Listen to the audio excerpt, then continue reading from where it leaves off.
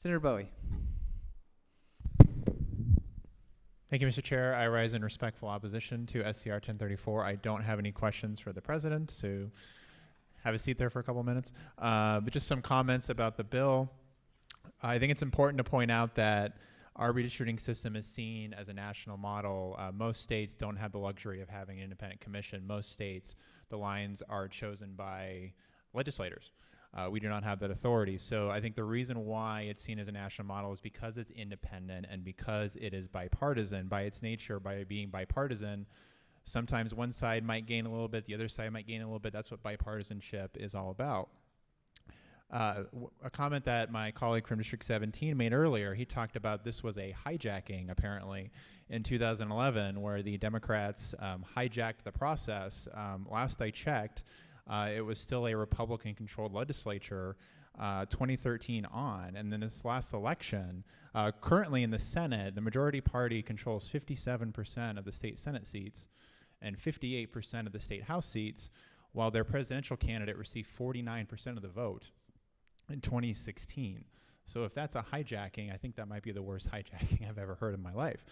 Another point I want to make related to this bill, this is not the first time that the majority party has sought to change this process. This has been in court, I think, since the maps came out and since they were released in 2011. There have been 5 cases brought about this. 2 of those cases made their way to the Supreme Court.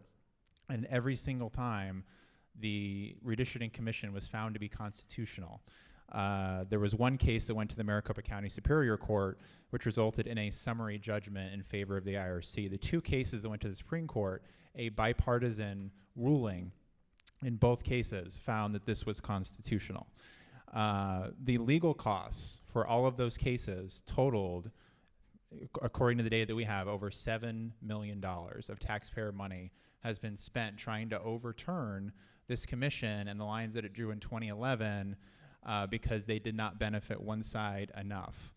And the last comment I want to make is, my colleague from District 24 made this point earlier about who supports this idea if it goes to the ballot. This commission was approved by over a 20-point margin when it was created 20 years ago. We've seen all of the arguments and all the people who have come out against this. There seems to be a lot more energy and enthusiasm on the side of those who are opposed to this. So I guess I would ask my colleagues, do you want this on the ballot in the fall? Many of us will be on the ballot. It seems like there's a lot of energy opposed to this, a lot of grassroots energy. Do we want to vote to support this, knowing that it's very likely that the voters will do what they did 20 years ago and vote in favor of an independent redistricting commission? So that's the last point I want to make. And as I promised, no questions, Mr. President, but I remain respectively opposed to SCR 1034. Thank you. Chair recognizes Senator Farley.